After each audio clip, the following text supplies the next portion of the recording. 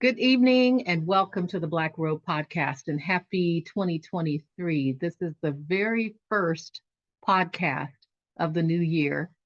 And both my co host Tia Harris Dalton and I think we're both grateful that we put together 76, almost 70. Is this our 77th? I think our 77th podcast, Yeah, I think it's all 77 still, now. yeah, free content. We're not asking you to go through some pay window before you hear what we have to say. And so part of what we want to do is get you ready, let you peek behind the door and take a look at some of the guiding principles and values that we're going to be focused on this year for both our events and our podcasts and the bodies of work that we spend our time on. Um, Tia, you've done a beautiful job with putting together some basic tenets of of our work, some what I will call guiding principles for our work in media, especially, but particularly hmm for these podcasts for the coming year. So why don't you do us the honor of just going over what those basic tenets are? And as you see our podcast and hear our podcast in the coming year, you can use this list of principles as a way of evaluating, are we staying true to the tenets that we have set out to address over this coming year? Go ahead, Yes. Tia. Okay, so the first one would be food and shelter. Um, every person deserves to have equitable access to healthy food and affordable housing. As we know that that's a really big issue right now. Housing more specifically than food seems to be being talked about right now, but housing is an issue all the way across the board. The Mm-hmm. second one would be education, gainful employment, and entrepreneurship. And this talks about equitable opportunities for stable employment, access to non-predatory funding for entrepreneurs, and also non-predatory mentorship as well, because that is very common for up and coming entrepreneurs to run into. Children and family would be our third. Every person deserves the right to nurture their family in a safe environment with access to assistance without stigma or judgment or shaming, which is very common in our culture here in the US. Many people are not looking at the things that occur that force someone to need to seek out assistance in the first place. um, the next would be civil liberties and activism, right? So every person deserves the right to exercise their legal civil right to protest and pursue grassroots campaigns for change without the fear of harassment by law enforcement, by employers. The next would be health and sustainable environments. So every person has the right to culturally sensitive medical assistance without bias, um, and to reside and raise their family in an environment with access to green space and blue space without being harassed. Circa 2020, bird watchers, George Floyd, Hello. just a couple of things to bring those up right there, why this is important. The last and probably the most important, and I would even say to a degree, the umbrella of all of this is economic sovereignty.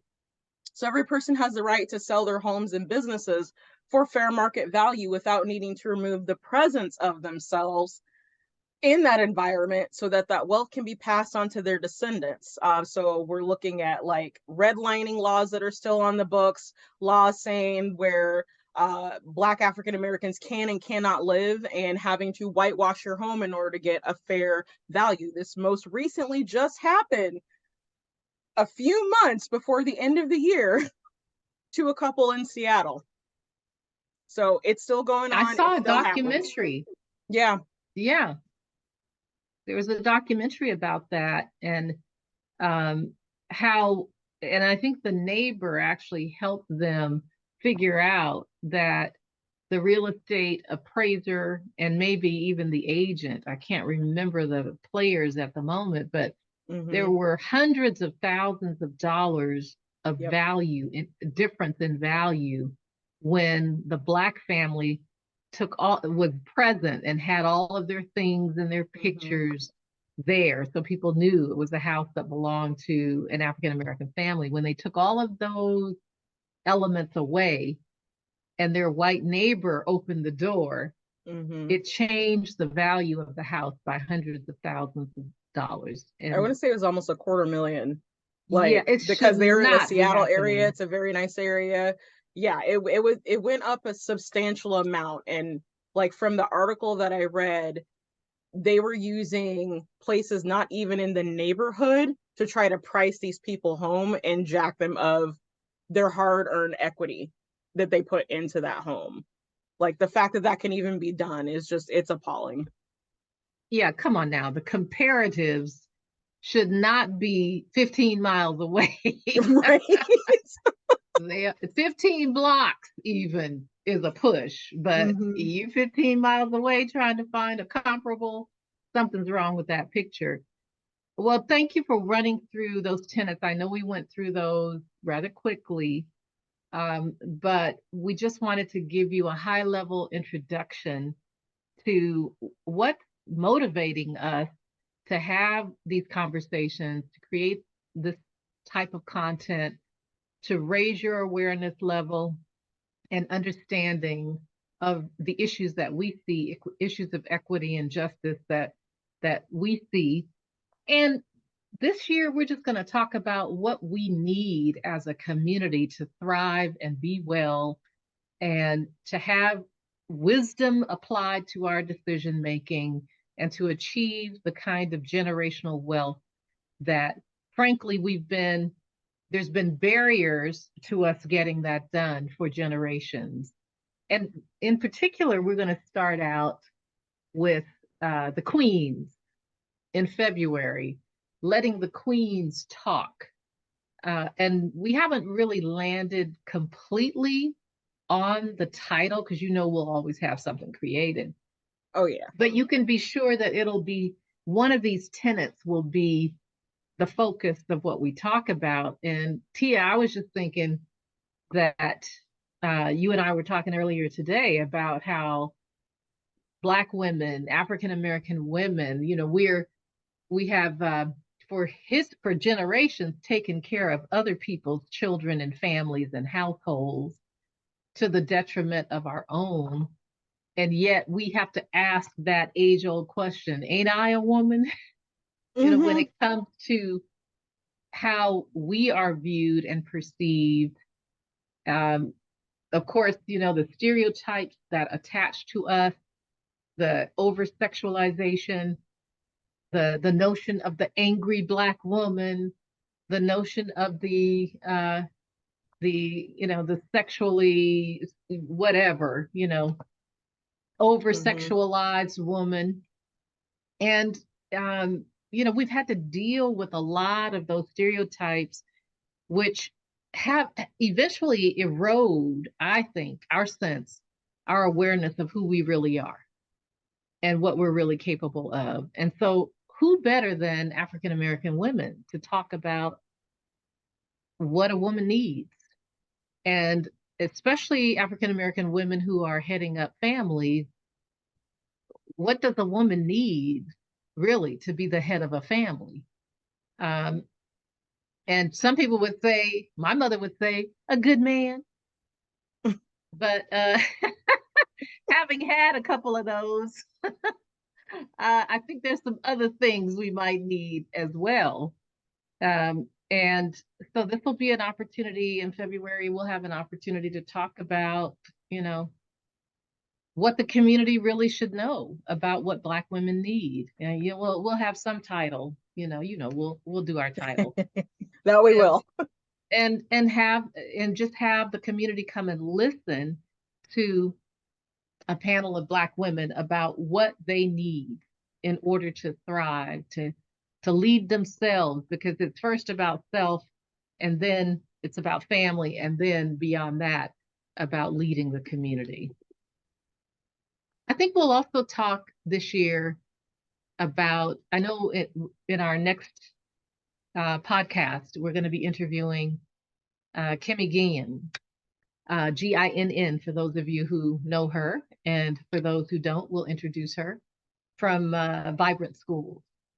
And so we want to talk about education and, the role that education plays in creating an environment where children and families can thrive. Because, school and all of its rules around suspension and expulsion, that's the pipeline into the juvenile justice system. And that system is the pipeline into the adult prison system. So we gotta dive into what's happening to our families, what's happening to our children inside of school. 100%. Like having the time to invest in your child education, their well-being. This is something that I would say, generally speaking, this is something that a lot of people are suffering with. I mean, this is what America is suffering with. But when you look at the statistics on who seems to be suffering more, Black women are at the top of that list, period. We're not afforded the same space to care for our families, to care for ourselves. If we're not working ourselves into the ground, it means we're lazy and we don't care, and we're not working at all. Why Two is and it that three way? jobs. Yeah. Yeah. And what we're learning in the work that we're doing through the Chimes program is, we have these perceptions about work, like if you're resting, you're lazy, right? When it's like you don't have permission. There's some cultural things that we've inherited that also don't serve us well. If because rest is not seen as self-care, it's seen as, a lack of motivation and Right. and and maybe even, like I said, laziness. But really, when our bodies and our minds are well rested, we make much better decisions. Yes, rest is, at least in where we're at right now, and just the general work culture. I'm not going to even call it like hustle culture Oh specifically, God, girl. because I think it goes much more deeper than that. But like rest at this point is a choice, and it is an act of resistance. Hmm. I love that. Yeah, because it's there is this, I mean, you see it on all of the commercials, and I've talked with my children and grandchildren about it. It's like there is a media push to have 15 jobs these days. If you talk to a person between 20 and 30, they've got like four jobs. Like, well, how are you ever really good at any one of them? If you have sliced and diced your life that much, how do you become excellent at any of those four things? And it I mean, I'm sure it's possible, but it's like there's this pressure to always be hustling. Uh, and there no, in as much as this generation resists the baby boomer generation that I was born into, they're really no different because we were all workaholics too. Now, the new workaholics are the side hustlers. Yeah, so geriatric millennials and below. I would say Yeah. that I fall in the geriatric millennial population. I think in part, and at least I can speak from my experience, needing to hold multiple jobs was never something of me trying to like hustle and get ahead and get more. It was to survive. It was never Hmm. something that I wanted to do. There wasn't a choice in the matter. Either I worked those two jobs or I couldn't pay my rent. Yeah, now that's a systemic problem. And Right. because in theory, if it costs $62,000 a year to have a reasonable life and pay rent or buy a house in, I'll just say pay rent in Pierce County, then why aren't we trying to create jobs? I had this conversation at the Clover Park Technical College board. We should be trying to create as many jobs as we can, where our students leave college and enter into positions that pay $62,000 a year or more, because that's what it costs to have an average life, not like you're balling, but just an average life.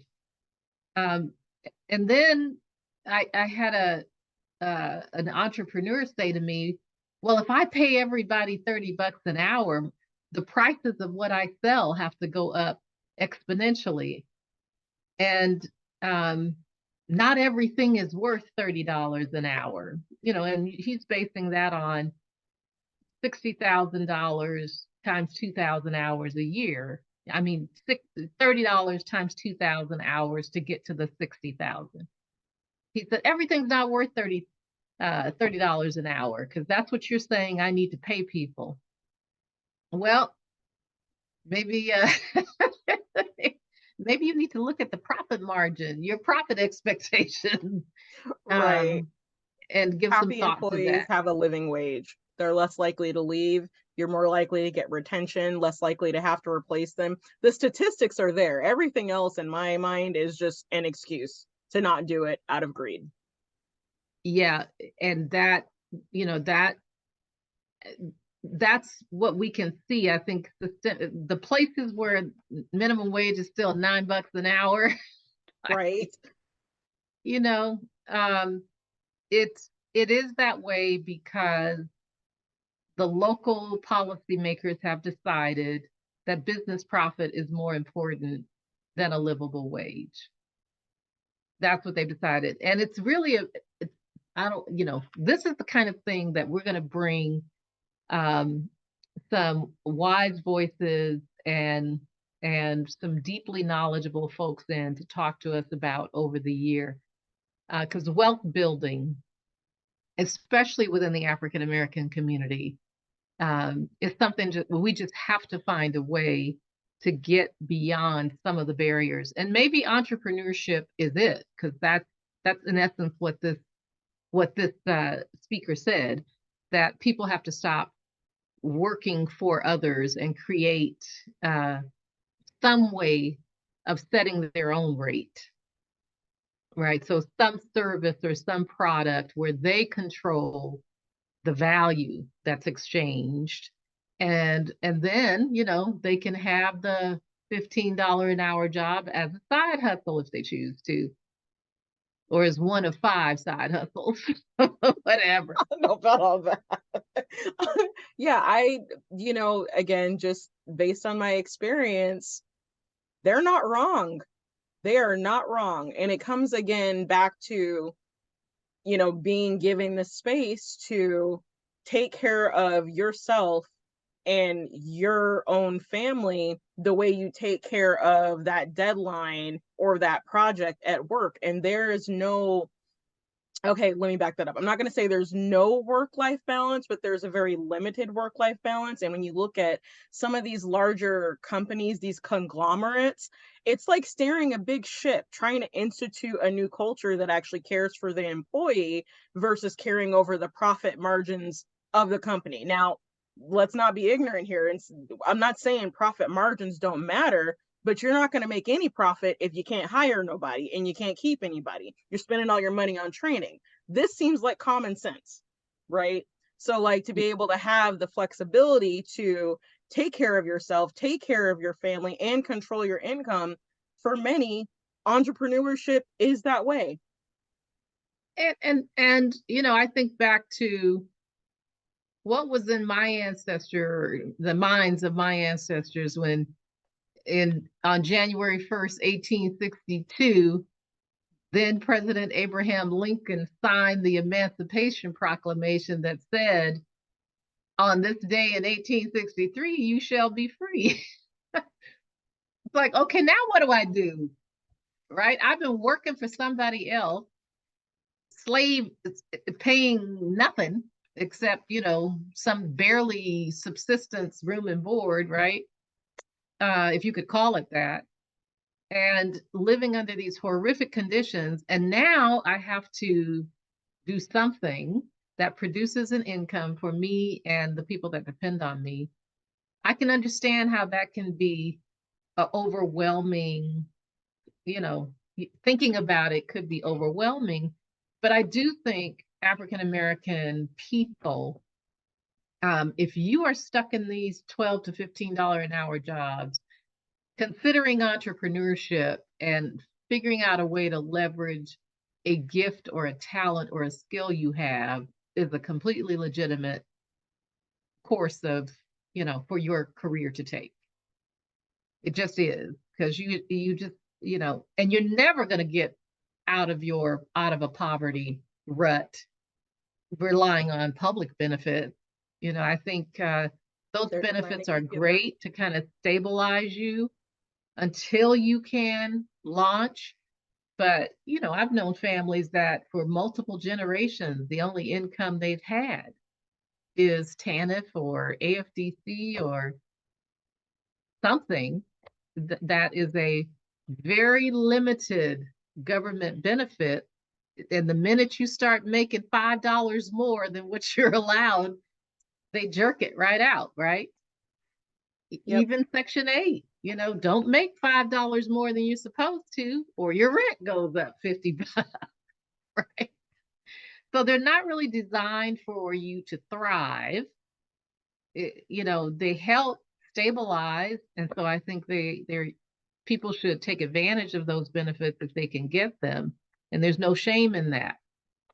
But I don't think they should be, if what we're trying to talk about is creating enough wealth to have something for your children's children, something to pass down to your children's children, and something that increases in value over time. So I told my mama she got to let go of the jewelry television because Yes. everything she buying is not increasing in value over time.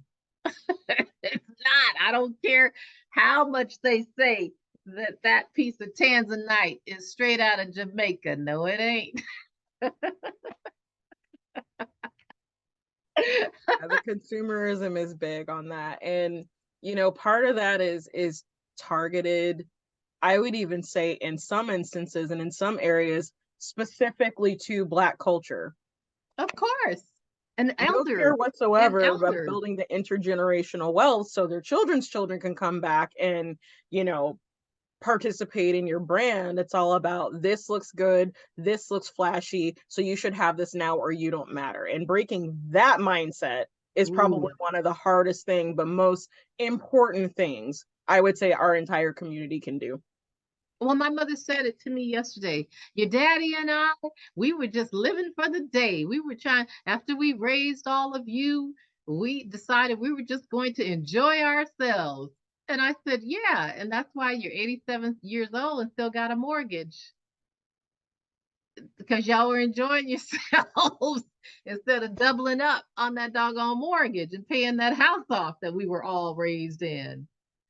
It's so there is a mindset that has to shift if we're going to really build wealth, um, into investing in things that increase in value over time. Everything we buy, we should ask ourselves, is this going to increase in value over time? And if not, we need to think about it, whether it's just a desire or a need. And then, of course, you know what? One of our other big major areas of focus over this next year through the event and the podcast is well-being. I mean, we have to deal with underlying, these are the big issues we see with the work we're doing, underlying untreated, undiagnosed mental health conditions and substance use conditions that frankly a lot of our family members know that their family members have. And oh, that's just Uncle Pete, that's just how he is. No, he's an alcoholic and he needs to deal with that. And so it's like we've got to shake ourselves and stop acting like we don't know that these issues exist in our families, are harming our families, harming our children, setting them up for failure. And a lot of the mental health conditions are treatable with medication or with therapy. Girl, I don't know very many Black children that didn't grow up in a chaotic, traumatic environment. I know we did. There was 9 of us. Are you kidding me? Oh, That was wow. chaotic. That's a lot. I know my mom has 8 siblings or so. Yeah, my grandmother had 8 kids, 8 children. So I can only imagine. And there is definitely, I would say, mental health issues Of there. course. How can you not Yeah. have them when your parents grew up in segregation? Right. Racism is traumatic. And then throw poverty in there. That's a double hit to be both in a racist environment and um, also living in poverty at the same time. Yeah, definitely. I do think like historically there are issues with African Americans seeking out care for their health, mental health, physical health, or otherwise. And some of that can come from just the historical stuff of how Blacks were treated in this country when it came to medicine, oftentimes experimented on without their consent, without their knowledge, doing long-term harm to these people's bodies, right? But on the other hand, it's going to the doctor and talking about my feelings makes me feel weak. And it's the complete Mm-hmm. opposite. You can't, it's, there is more strength in showing vulnerability than not showing any at all. Yeah, this is so critical. Um, this and the decision to have children and how many, which we'll talk about in a second. But dealing with our childhood issues, everywhere I go from now on, I will be talking. You will all, if you see me speaking, this will be a topic rolling off of my luscious lips. I will be talking about dealing with your childhood trauma. And don't try to act like you ain't had none because we know by the way you act and the way you react that something happened to you, and we're just trying to figure out what happened to you. It's not Mm-hmm. about judging because we know that the behavior we see, whether it's substance use, whether it's being, you know, unregulated in your emotions, whether it's your addiction to shopping or sex or cigarettes or whatever you're addicted to, there's a root to that. And so there's no judgment about what we see above ground. What we're interested in and what we're going to explore through the podcast and our events is what happened at the root and how do we Yes. heal that under the surface, under the dirt, under the water. Yep. I'm going to use a garden analogy comparison here. I knew you would like Just that. because you said roots. Come So, on, I mean, tell me. it's Go no ahead. different than, Teach a it. plant. Take a plant that's been overwatered. What you experience is root rot. And above the soil, the Mm. plant looks fine, sort of, but it's not really thriving. And when you actually take it out of the soil to see what's going on, you can see all the mold, all the rot, how the roots are not looking good. It looks nasty. So we're not saying that healing ain't messy. It's messy as hell, but it is worth it. And I'm going to throw something else out there too. In case you want to do that deep dive for yourself, there is a book called The Body Keeps Score. I'll repeat it again. The Body Keeps Score. Give it a listen or a read. I had to do audiobook because, college kind of ruined me from reading for a little bit. But It's I did the okay. audiobook and it took me a couple times of picking it up to get through it just because of how much some of the things in there were hitting home for me personally. And it's like, even if you're not willing at this time or ready to discuss these issues or your past traumas with anyone, take some time for yourself. Again, Rest is an act of resistance. So is Mm. self-care, and taking care of your mental health is probably the biggest self-care you could ever do for yourself in 2023. So make that one of your intentions, y'all. Yes. And even, asking yourself the question, why am I acting like that? Just ask yourself, why do I respond this way? Why am I screaming and yelling at my children? Why am I, walking out on a job after I've only been there 3 days?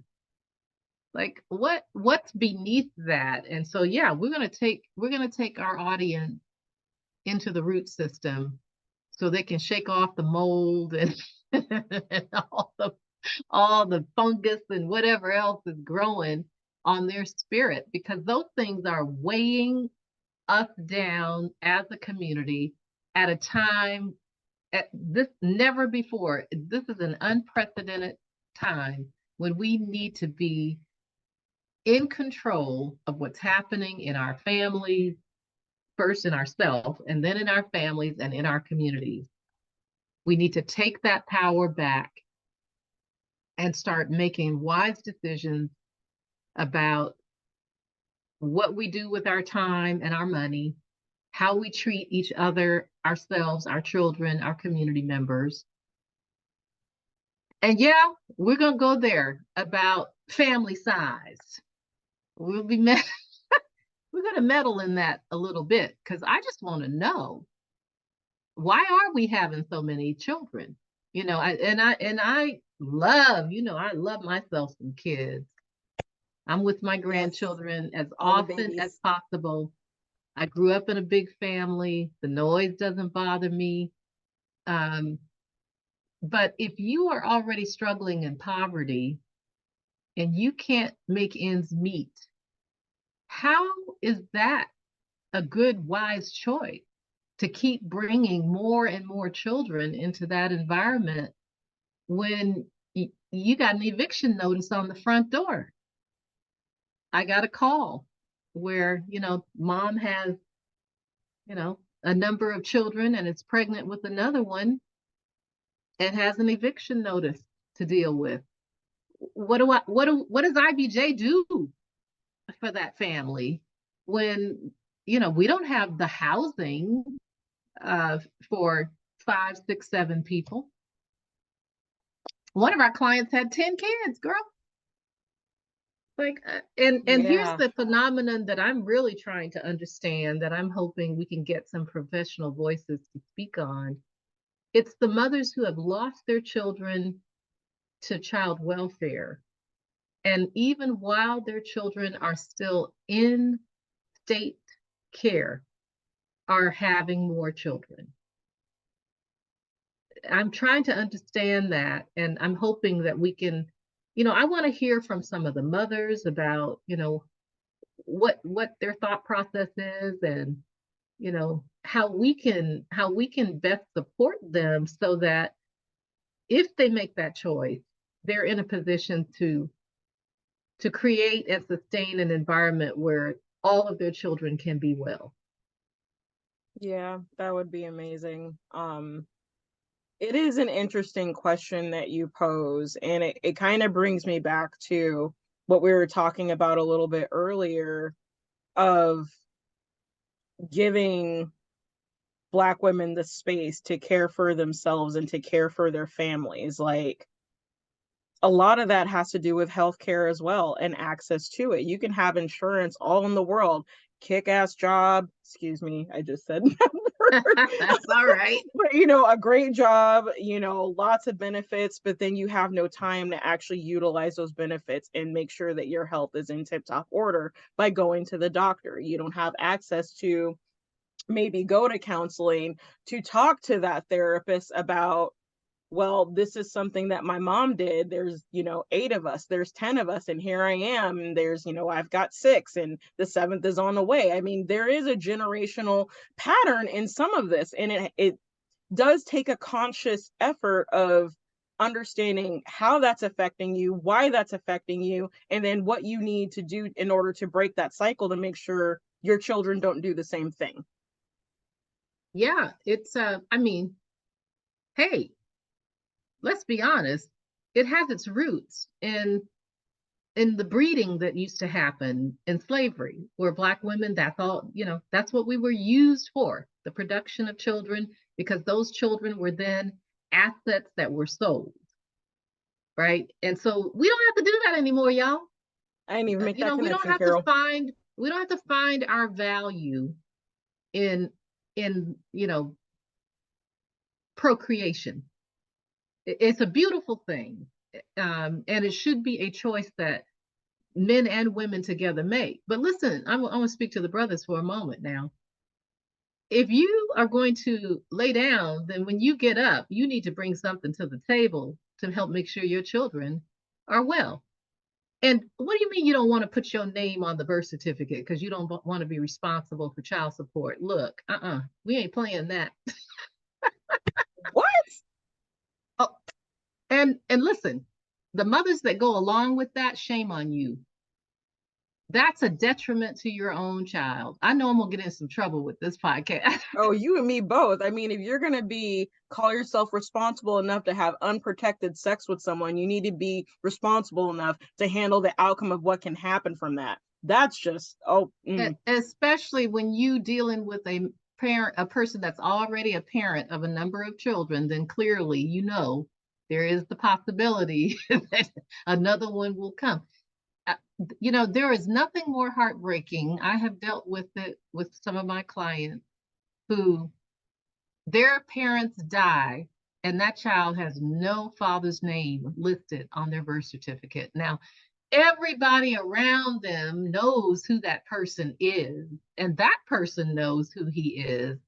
But here, this grown child does not have the father's name. We almost always know who the mother is, right? Because, the baby comes out of the birth canal, and we can say, yep, that baby came from that mother, and her name is Y. But fathers, we need y'all to just step up and take responsibility for your children. It's not right. It's not fair for them to not know to whom they are connected. It's not just about you. You're also disconnecting them from their whole family tree, going back to the root, right?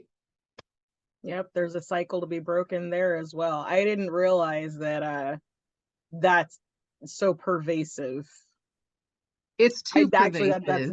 pretty new to me. Like I've heard of that happening before. Some situations I didn't realize that this is like a really common thing.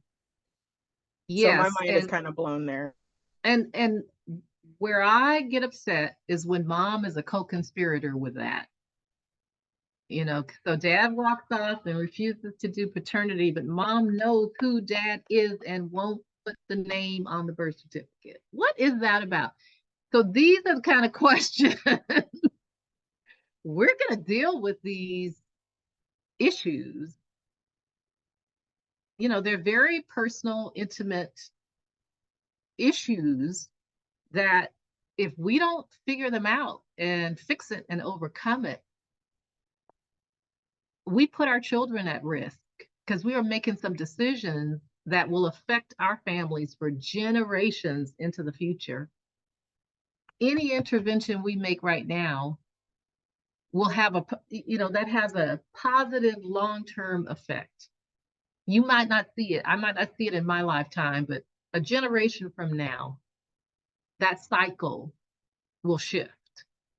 And that's what we're in the business of at IBJ. We're trying to shift systems and cycles, girl. What's that saying? A farmer can plant trees he'll never enjoy the fruit off of. This is no different. Exactly. And we just want to ask some provocative questions and why? I just want to know why.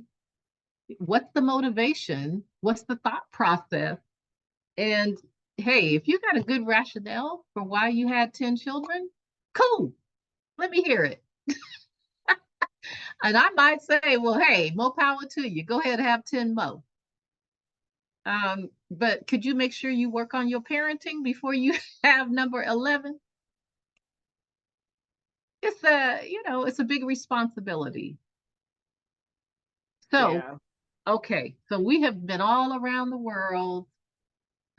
We've touched on education and health and poverty and wealth building and, our trauma, childhood, traumas that need to be healed and substances we need to address, things that we're addicted to, including shopping. It's Oh not just yeah. the smokable kind. Oh, addictions come in many, many forms. It's not Yeah, always a substance. it's a year of focus on families, primarily women, on wealth building and well being.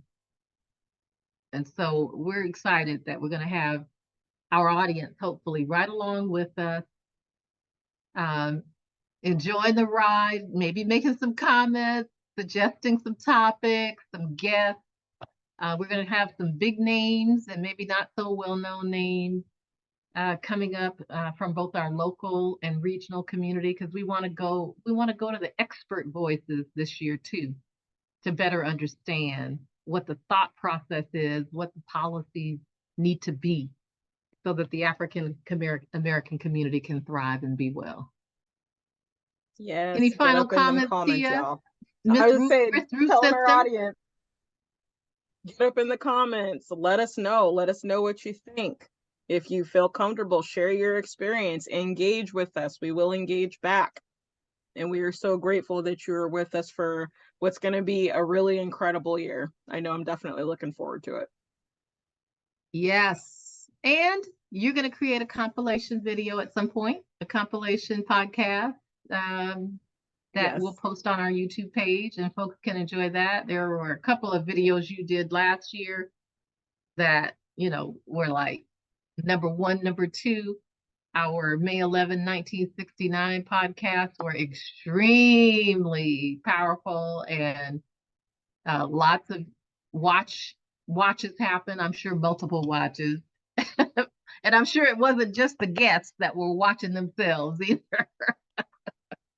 So thank Right. you, Tia, for every creative thing that you do to help keep the podcast alive and to make us look far better than I ever expected we could look.